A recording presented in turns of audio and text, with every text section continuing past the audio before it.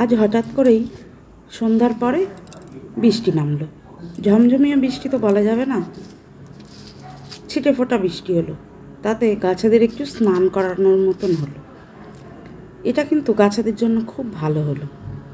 আশা করছি যে যেখান থেকে ভিডিওটি দেখছেন সকলে খুব ভালো আছেন আর অবশ্যই পজিটিভ আছেন। এখন প্রায় রাত 10টা, তো খুব ইচ্ছা হলো, বৃষ্টি তো থেমে গেছে 8টা সাড়ে 8টা নাগাদ, তারপরে আর ছাদে আসার সময় হয়নি।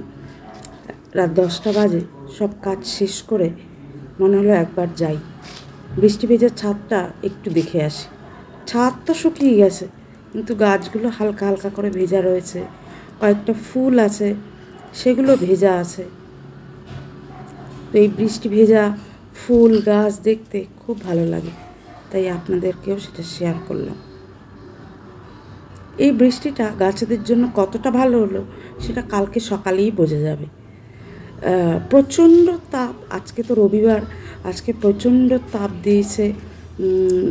এখন তো গরম দিনে দিনে বাড়বে, তো গরমের ভিডিও শিগগিরই আসবে চ্যানেলে।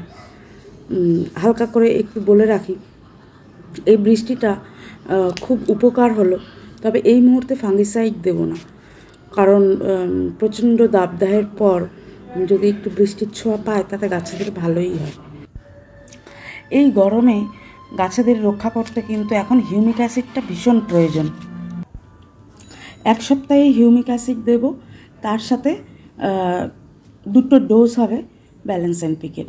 পরের সপ্তাহে আবার সিউইড দেব, তার সাথে 2টো ডোজ হবে ব্যালেন্স এনপিকে অথবা 1261।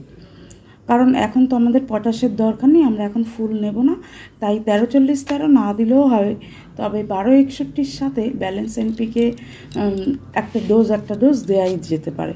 এবং এর সাথে যেটা খুব দরকার MgSO4 মানে ম্যাগনেসিয়াম সালফেট।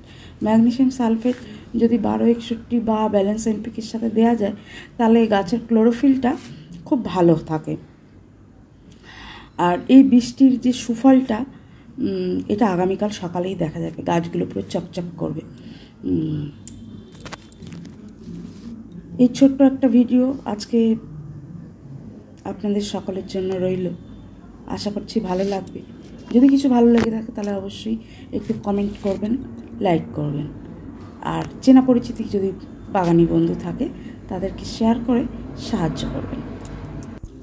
আমার যে ছোট গাছগুলি আছে সেগুলো এখন গ্রোথের সময়, তাই এগুলো লাল লাল কচি পাতা সহ বেশ ভালো গ্রোথ নিচ্ছে।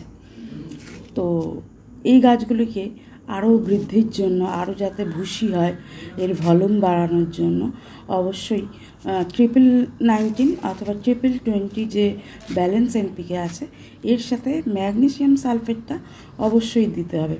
ম্যাগনেসিয়াম সালফেট গাছের ক্লোরোফিল যে বজায় রাখে তা না, গাছের স্ট্রেস কমাতেও এটা ভীষণ কার্যকরী একটি জিনিস।